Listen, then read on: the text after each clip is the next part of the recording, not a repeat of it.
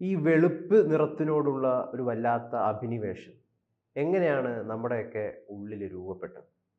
ഇപ്പൊ മലപ്പുറത്ത് നിന്ന് വരുന്നൊരു ദാരുണമായിട്ടുള്ള വാർത്ത, ഒരു പെൺകുട്ടിയുടെ ആത്മഹത്യ, നവവധുവിൻ്റെ ആത്മഹത്യ നിറത്തെ ചൊല്ലിയുള്ളതായിരുന്നു. അവളുടെ നിറം കറുപ്പ് നിറം ഭർത്താവിനും ഭർത്തൃ വീട്ടുകാർക്കും താല്പര്യമില്ലായിരുന്നു. അതിൻ്റെ പേരിൽ വല്ലാത്ത രീതിയിലുള്ള അവഹേളനം നേരിട്ടു. അതിൻ്റെ ഭാഗമായി ഈ പെൺകുട്ടി ആത്മഹത്യ ചെയ്യേണ്ടി വന്നു. അപ്പം എങ്ങനെയാണ് ഈ കറുപ്പ് ഒരു അനാകർഷണീയമായിട്ടുള്ള നിറമായി തീരുന്നത്? അത് നമ്മുടെ സംസ്കാരമല്ല വാസ്തവത്തിൽ. അത് നമ്മുടെ മേൽ അടിച്ചേൽപ്പിക്കപ്പെട്ടതാണ്. നമ്മളൊക്കെ കറുപ്പിന് ഏഴഴക് എന്ന് പറഞ്ഞ് പഠിച്ചവരാണ് വാസ്തവത്തിൽ. പക്ഷേ നമ്മുടെ നാട്ടിൽ ബ്രിട്ടീഷുകാരാണ് ഈ വർണ്ണവെറി, ഇത് വാസ്തവത്തിൽ വർണ്ണവെറിയാണ്. നിറം അടിസ്ഥാനപ്പെടുത്തിയുള്ള ഒരു കടുത്ത വിവേചനമാണ്, അല്ലെങ്കിൽ ഒരു വെറുപ്പ് ജനിപ്പിക്കലാണ്, വിദ്വേഷം ജനിപ്പിക്കലാണ് ഈ ചിന്താഗതി.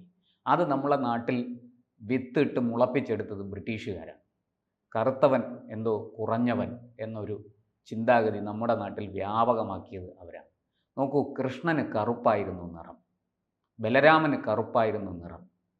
കൃഷ്ണൻ്റെ കറുപ്പിനെക്കുറിച്ച് എന്തുമാത്രം സാഹിത്യങ്ങളുണ്ടായി, എത്ര കവിതകൾ, എത്ര ഗാനങ്ങൾ, എത്ര കഥകൾ, അല്ലേ? ആ കൃഷ്ണൻ എത്രയോ കഥകളിലെ ആരാധ്യ പുരുഷനാണ്, നായകനാണ്, ഹീറോയാണ്.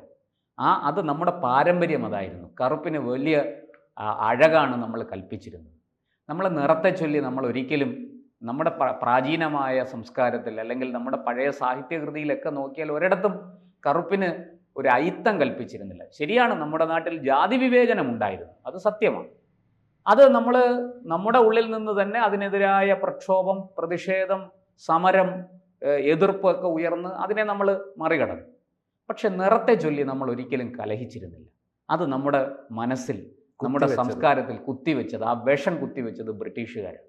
ബ്രിട്ടീഷുകാർക്കാണ് ഈ വർണ്ണവെറി ഉണ്ടായത്. ആ വർണ്ണവെറിയുടെ അവസാനത്തെ ഇരയായി മാറിയിരിക്കുകയാണ് നമ്മുടെ നാട്ടിലെ ഒരു പാവപ്പെട്ട, ഒരു 19 വയസ്സ് മാത്രം പ്രായമുള്ള ബിരുദ വിദ്യാർത്ഥിനിയായ ഒരു പാവം പെൺകുട്ടി, ഷഹാന മുംതാസ്. കൊണ്ടോട്ടി ഗവൺമെൻറ് കോളേജിലെ ബിരുദ വിദ്യാർത്ഥിനിയാണ്. പറയും, എന്തായിരുന്നു സംഭവം? സംഭവം ഈ കുട്ടി 2024 മെയ് 27 വിവാഹം കഴിഞ്ഞു. ഭർത്താവിൻ്റെ പേര് അബ്ദുൾ വാഹിദ്. 20 ദിവസത്തെ ദാമ്പത്യം കഴിഞ്ഞപ്പോൾ അബ്ദുൾ വാഹിദ് ഗൾഫിലേക്ക് മടങ്ങി. അയാൾക്ക് അവിടെയാണ് ജോലി. ഈ മടങ്ങി പോയി കഴിഞ്ഞാണ് പ്രശ്നങ്ങൾ തുടങ്ങുന്നത്. ഭാര്യയ്ക്ക് നിറം പോരാ, ഇംഗ്ലീഷ് സംസാരിക്കാൻ അറിഞ്ഞൂടാ. നോക്കൂ, ഞാൻ പറഞ്ഞത് വളരെ വ്യക്തമല്ലേ? ആ ബ്രിട്ടീഷുകാരൻ കുത്തിവെച്ച വിഷമല്ലേ ഇത്? അത് ഇവിടെ എല്ലാവരും, മാധ്യമങ്ങളെല്ലാം ഈ നിറമാണ് ചർച്ച ചെയ്യുന്നത്. അതിൻ്റെ കൂടെ ചർച്ച ചെയ്യേണ്ട ഒരു കാര്യമുണ്ട്, ഇംഗ്ലീഷ് പരിജ്ഞാനമില്ല. ഈ കുട്ടി ഡിഗ്രിക്ക് പഠിക്കുന്ന ഒരു കുട്ടിയാണ്. ആ ഡിഗ്രിക്ക് പഠിക്കുന്ന കുട്ടിക്ക് ഇംഗ്ലീഷ് അറിഞ്ഞൂടാന്നാണോ അതിൻ്റെ അർത്ഥം? അതായത് അയാൾ ഉദ്ദേശിക്കുന്ന മാതിരി എന്താ പറയുക, ഈ ബ്രിട്ടീഷ് സംസ്കാരം അനുസരിച്ചുള്ള, അല്ലെങ്കിൽ ബ്രിട്ടീഷുകാരൻ്റെ ശൈലിയിൽ ഇംഗ്ലീഷ് സംസാരിക്കുന്നില്ലെന്നാണോ ഇതിൻ്റെ അർത്ഥം? അപ്പോൾ ഇതെല്ലാം പറഞ്ഞ് ആ കുട്ടിയെ പരിഹസിക്കുകയും ആക്ഷേപിക്കുകയും കളിയാക്കുകയും ഇതെല്ലാറ്റിനും ഉപരിയായിട്ട് ബന്ധമൊഴിയാൻ സമ്മർദ്ദം ചെലുത്തുകയും ചെയ്തു. അയാൾ മാത്രമല്ല, അയാളുടെ വീട്ടുകാർ, അയാളുടെ ഉമ്മ, അവർ പറഞ്ഞു, നിനക്ക് വേറെ ഭർത്താവിനെ കിട്ടൂലേ, നീ ഇതിനെന്തിനാ? 20 വയസ്സ് മാത്രം, 20 വയസ്സല്ലേ ഉള്ളൂ. അല്ല, 20 ദിവസം മാത്രമല്ലേ നിങ്ങൾ തമ്മിൽ ബന്ധപ്പെട്ടിട്ടുള്ളൂ? 20 ദിവസത്തെ ദാമ്പത്യമല്ലേ ഉണ്ടായുള്ളൂ എന്നൊക്കെ പറഞ്ഞ് ഈ ഭർത്തൃ വീട്ടുകാരും സമ്മർദ്ദം ചെലുത്തിയപ്പോൾ ഈ കുട്ടി ആകെ തകർന്നു. ഈ പെൺകുട്ടിയുടെ ഒരു വല്ലാത്ത മാനസികാവസ്ഥയിലൂടെയാണ് ഈ പെൺകുട്ടി പോയത്. 19 വയസ്സേ ഉള്ളൂ. അത്രയും ചെറിയ പ്രായത്തിൽ വിവാഹം കഴിഞ്ഞു എന്നുള്ളത് ഒരു കാര്യം. അപ്പം ഭർത്താവ് 20 ദിവസം കഴിഞ്ഞപ്പം വിദേശത്തേക്ക് പോയി. പിന്നീട് തുടർന്ന് അങ്ങോട്ട് യാതൊരു തരത്തിലുമുള്ള കോണ്ടാക്ട് ഈ പെൺകുട്ടി ഇദ്ദേഹം വിളിക്കുന്നില്ല. യാതൊരു സ്നേഹപൂർണ്ണമായിട്ടുള്ള ഒരു പരിചരണം അവർക്ക് കിട്ടുന്നില്ല. അല്ല, അത് വളരെ വ്യക്തമാണെന്നേ. ഈ വിളിക്കുന്നത് മുഴുവൻ ഈ കുട്ടിയെ പരിഹസിക്കാനും കളിയാക്കാനും വെറുപ്പ് ജനിപ്പിക്കാനും വേണ്ടി മാത്രമാണ് ഇയാൾ സംസാരിച്ചുകൊണ്ടിരുന്നത്. ഇയാൾ വിളിക്കാത്തതിനെ ചൊല്ലി ഈ പെൺകുട്ടി അങ്ങോട്ടേക്ക് എന്നെ ഒന്ന് വിളിക്കൂ എന്ന് പറഞ്ഞ് 100 മെസ്സേജസ് ഇദ്ദേഹത്തിന് അയച്ചിട്ടുണ്ട്. 150 മെസ്സേജുകൾ അയച്ചിട്ടുണ്ടെന്നാണ് ഏറ്റവും ഒടുവിൽ വരുന്ന വിവരം. അതിനൊക്കെ അപ്പുറത്തേക്ക് നമ്മൾ മനസ്സിലാക്കേണ്ട ഒരു കാര്യം, ഈ കുട്ടി 19 വയസ്സ് മാത്രമുള്ള ഡിഗ്രിക്ക് പഠിക്കുന്ന ബിരുദ വിദ്യാർത്ഥിനിയാണ്. ഈ കുട്ടി ഈ 2024 മെയ് 27 തൊട്ട് 20 ദിവസം മാത്രമാണ് ഭർത്താവ് ഒപ്പം ഉണ്ടായിരുന്നത്. അതിനുശേഷം ഈ കുട്ടി അനുഭവിച്ച മാനസിക പീഡ വളരെ വലുതാണ്. അപ്പോൾ ഈ കുട്ടിയെ വീട്ടുകാർ, അതിൻ്റെ അമ്മാവൻ സലാം പറയുന്നുണ്ട്, ഈ കുട്ടിയെ വീട്ടുകാർ ഒരു കൗൺസിലിങ്ങിന് വിധേയമാക്കി. ആ കൗൺസിലിങ്ങിന് കൊണ്ടുപോയി മാനസിക സമ്മർദ്ദം കുറയ്ക്കാനുള്ള വലിയ പരിശ്രമം അവർ നടത്തി. പക്ഷെ അതൊന്നും വിജയിച്ചില്ല. ആ കുട്ടി സ്വന്തം ജീവിതം സ്വയം അവസാനിപ്പിക്കുകയായിരുന്നു. ഇന്നലെ രാവിലെയാണ് അത് സംഭവിച്ചത്. ഇന്ന് രാവിലെ ആ കുട്ടിയുടെ സംസ്കാര ചടങ്ങുകളൊക്കെ നടന്നു. ഇതിൻ്റെ അച്ഛൻ വിദേശത്താണ്. അച്ഛൻ വന്ന് നാട്ടിലെത്തി മകളെ, ചേതനയേറ്റ മകളുടെ ശരീരം കണ്ട് ആ പിതാവിൻ്റെ നെഞ്ച് പൊട്ടിത്തകർന്നു പോയി. ആ കുട്ടിയെ ഇന്ന് തിരിച്ചു മണ്ണിലേക്ക് അതിൻ്റെ ഭൗതിക ശരീരത്തെ യഥാവിധി സംസ്കരിക്കുകയാണ് ചെയ്യുന്നത്. വ്യക്തമാണ്. ഇത് യഥാർത്ഥത്തിൽ ഇതിന് വെറും നിറവും ഇംഗ്ലീഷും മാത്രമായിട്ടുള്ളൊരു വിഷയമാണോ? ഇത് അത്രയും നിഷ്കളങ്കമായിട്ട് നമുക്ക് ഇതിനെ കാണാൻ പറ്റും? അല്ല, അങ്ങനെ നിഷ്കളങ്കമായിട്ട് കാണാൻ സാധിക്കില്ല. കാരണം എന്താണെന്ന് വെച്ച് കഴിഞ്ഞാൽ ഇത് ഗാർഹിക പീഡനമാണ്. ഗാർഹിക പീഡനം നമ്മൾ പറഞ്ഞ് ഇങ്ങനെ എളുപ്പത്തിൽ തീർക്കുന്നത് പോലെ ഒരു ചെറിയ കുറ്റമല്ല, വളരെ വലിയ കുറ്റമാണ്.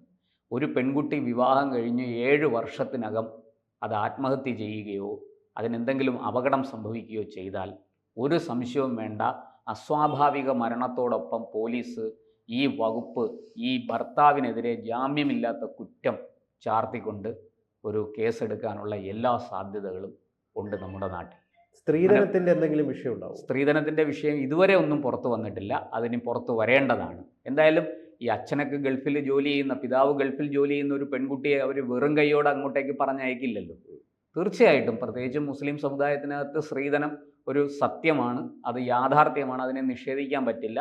സ്ത്രീധനം വാങ്ങി തന്നെയാണ് വിവാഹം ചെയ്യുന്നത്, സ്ത്രീധനം കൊടുത്ത് തന്നെയാണ് പെൺകുട്ടികളെ വിവാഹം കഴിപ്പിക്കുന്നത്.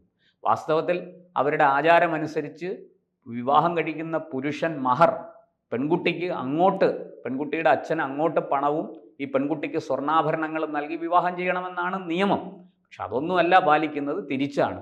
കണക്ക് പറഞ്ഞ് പണവും സ്വർണവും ഒക്കെ വാങ്ങിയാണ്, സ്ത്രീധനം വാങ്ങി തന്നെയാണ് വിവാഹം നടക്കുന്നത്. അങ്ങനെ അല്ലാത്ത വിവാഹങ്ങളും ഉണ്ടാവും, ഇല്ല എന്ന് നമ്മൾ പറയുന്നില്ല. പക്ഷേ ഭൂരിപക്ഷവും ഇങ്ങനെയാണ് നടക്കുന്നത്, അതൊരു സത്യമാണ്, അത് നിഷേധിക്കാൻ പറ്റില്ല. അത് എല്ലാ മതവിഭാഗങ്ങളിലും ഉണ്ട്. ഏതെങ്കിലും ഒരു മതവിഭാഗത്തെ മാത്രം നമുക്ക് കുറ്റപ്പെടുത്താൻ സാധിക്കില്ല. എല്ലാ മതവിഭാഗങ്ങൾക്കും ഈ ദോഷമുണ്ട്. അതവിടെ നിൽക്കട്ടെ. ഈ കുട്ടി മറ്റൊരു തവണ മുമ്പൊരിക്കൽ കൈഞ്ഞരമ്പ് മുറിച്ച് ആത്മഹത്യ ചെയ്യാൻ ശ്രമിച്ചതായിട്ടൊരു സൂചനയുണ്ട്. ഇത് ഇപ്പോൾ ബന്ധുക്കൾ അങ്ങനെ പറയുന്നില്ല. ഈ കുട്ടിയുടെ അമ്മാവൻ സലാം എന്ന് പറയുന്ന ആളാണ് ഇപ്പോൾ മാധ്യമങ്ങളോടൊക്കെ സംസാരിക്കുന്നത്. അപ്പോൾ അവർ കേസുമായിട്ട് മുന്നോട്ട് പോവുകയാണ്. പോലീസ് FIR ഇട്ടിട്ടുണ്ട്. വകുപ്പുകൾ ഏതൊക്കെയാണെന്നുള്ള വിവരം പുറത്തു വന്നിട്ടില്ല. എന്തായാലും അസ്വാഭാവിക മരണത്തിന് കേസെടുത്തു. ഈ ഭർത്താവും ഭർത്താവിൻ്റെ വീട്ടുകാരും ഉമ്മയടക്കമുള്ളവരും ഈ കേസിൽ തൂങ്ങും എന്നുള്ള കാര്യം തീർച്ചയാണ്.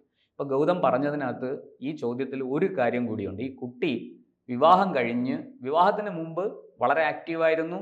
എല്ലാ കൂട്ടുകാരികളും അധ്യാപകരും കോളേജിലൊക്കെ വളരെ നന്നായിട്ട് പഠിക്കുന്ന കുട്ടിയാണ്, വളരെ നല്ല രീതിയിൽ ഇടപഴകുന്ന കുട്ടിയാണ്, നല്ല പെരുമാറ്റമാണ് ഒക്കെ ആയിരുന്നു. പക്ഷേ വിവാഹം കഴിഞ്ഞ് തിരിച്ചു വന്ന ആ കുട്ടി വളരെ മൗനിയായിരുന്നു, മ്ലാനമായിരുന്നു അവളുടെ മുഖം. ആ കുട്ടിക്ക് ഒരു സന്തോഷവും അവളുടെ മുഖത്തില്ലായിരുന്നു. ഇത് ആ കോളേജിലെ അധ്യാപകരും സഹപാഠികളും ഒക്കെ സാക്ഷ്യപ്പെടുത്തുന്നുണ്ട്. അപ്പോൾ വളരെ കൃത്യമായിട്ടും വീട്ടുകാർ ആരോപിക്കുന്നത്, വീട്ടുകാർ ചൂണ്ടിക്കാട്ടുന്നത് സത്യം തന്നെയാണ്. ഈ കുട്ടിയെ നിറത്തിൻ്റെ പേരിൽ, വ്യക്തമായിട്ട് പറഞ്ഞാൽ ബോഡി ഷെയ്മിങ് ആണ്. ഇപ്പോൾ ബോഡി ഷെയ്മിങ്ങിൻ്റെ പേരിലാണല്ലോ നമ്മുടെ ബോച്ച അകത്തായത്, അല്ലേ? അതുപോലെ ഈ കാര്യത്തിലും കൃത്യമായ നടപടി പോലീസ് സ്വീകരിക്കണം. അത് കോടതിയിൽ ആ കേസ് എത്തിക്കണം. ഇയാളെ ഗൾഫിൽ നിന്ന് വരുത്തി അറസ്റ്റ് ചെയ്യിക്കേണ്ടതാണ്. വിശദമായ അന്വേഷണം ആവശ്യമുണ്ട്.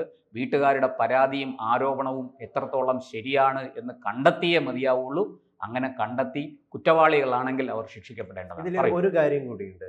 തുടക്കത്തിൽ പറഞ്ഞല്ലോ, വൈദേശികരുടെ അല്ലെങ്കിൽ ഇംഗ്ലീഷുകാരാണ് നമ്മളുടെ മനസ്സിനുള്ളിൽ ഈ കറുപ്പിനോടൊരു വല്ലാത്ത വൈരാഗ്യം ഉണ്ടാക്കിയത്.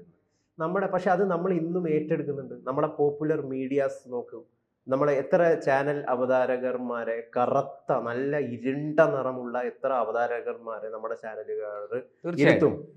സിനിമയിൽ നോക്കിക്കഴിഞ്ഞ് കഴിഞ്ഞാൽ നല്ല കറുപ്പ് നിറമുള്ള എത്ര നായികമാര് രൂപപ്പെടുന്നുണ്ട്. അപ്പൊ ഇതൊക്കെ ഒരു നമ്മളുടെ, അതായത് നമ്മുടെ അഡ്വർടൈസ്മെന്റ്സ് നിരന്തരം നമ്മളെ പഠിപ്പിക്കുന്നത് വെളുപ്പാണ് നല്ല നിറം, കറുപ്പ് എന്തോ വളരെ മോശപ്പെട്ട അപഹർഷതാബോധം തോന്നിപ്പിക്കേണ്ട ഒരു നിറമാണ് എന്നാണ്. ഞാൻ പറഞ്ഞല്ലോ, അത് ആധുനിക മാർക്കറ്റിംഗ് തന്ത്രങ്ങളുടെ ഒരു ഭാഗമായിട്ടുണ്ടായിരിക്കുന്നതാണ് അതൊക്കെ. അതിന് കാരണം ഈ ബ്രിട്ടീഷുകാരൻ കുത്തിവെച്ച ഈ വിഷമാണ്. കറുപ്പിന് എന്തോ അഴകില്ല എന്നും വെളുപ്പിന് എന്തോ വലിയ മേന്മയുണ്ടെന്നും ഒക്കെയുള്ള ഈ എന്താ പറയണ്ടേ, ഈ ഒരു ചിന്താഗതി. ഞാൻ പറഞ്ഞല്ലോ, കൃഷ്ണൻ്റെ ഉദാഹരണം ഞാൻ പറഞ്ഞല്ലോ. ശ്യാമവർണ്ണനാണ്, അല്ലേ? മേഘരൂപനാണ്, കാർമുകിൽ വർണ്ണനാണ്. നമ്മൾ അങ്ങനെയൊക്കെയാണ് കൃഷ്ണനെ നമ്മൾ സങ്കല്പിച്ചിരിക്കുന്നത്. നമ്മുടെ ദൈവമായിട്ട് ഭാരതത്തിൻ്റെ ഇതിഹാസ പുരുഷനായിട്ടും ഒക്കെ നമ്മൾ കാണുന്ന ശ്രീകൃഷ്ണനെ നമ്മൾ സങ്കല്പിച്ചിരിക്കുന്നത്, അല്ലെങ്കിൽ അദ്ദേഹത്തിൻ്റെ നിറം കറുപ്പായിരുന്നു എന്നാണ് ഇതിഹാസകാരന്മാർ പറയുന്നത്. പക്ഷെ എന്നാലും നമ്മുടെ ഉള്ളിൽ ഏതോ കാലത്ത് കുടിയേറിയ ഈ വെറുപ്പ്, ഈ എന്താ പറയണ്ടേ, വിദ്വേഷത്തിൻ്റെ ഒരു വിത്ത് നമ്മുടെ ഉള്ളിൽ നിന്ന് പറിച്ചു കളയേണ്ട കാലമായിരിക്കുന്നു. ഒപ്പം ഈ മരണത്തിന് പിന്നിൽ, ഷഹാന മുംതാസിൻ്റെ മരണത്തിന് പിന്നിൽ മറ്റെന്തെങ്കിലും കാരണങ്ങളുണ്ടോ എന്നും കൂടി പോലീസ് അന്വേഷിക്കേണ്ടതാണ്. കൃത്യമായ നടപടി ഇതിനകത്തുണ്ടാകണം. അല്ലാതെ ഇത് വെറുതെ ഒരു നിസ്സാര ഗാർഹിക പീഡനം മാത്രമായിട്ട് കണ്ട് ഇതിനെ കളയാൻ പറ്റില്ല. വളരെ കൃത്യമായിട്ട് അന്വേഷിക്കണം. അന്വേഷിച്ച് കുറ്റവാളികൾ ശിക്ഷിക്കപ്പെടണം. എന്തായാലും ഒരു വ്യക്തിയുടെ കഴിവാണ് അയാളുടെ മാനദണ്ഡം, അല്ലാതെ അദ്ദേഹത്തിന്റെ ശരീരത്തിന്റെ അത് വെളുപ്പായിക്കോട്ടെ കറുപ്പും ആയിക്കോട്ടെ അതൊരു മികവിന്റെ മാനദണ്ഡമേ അല്ല.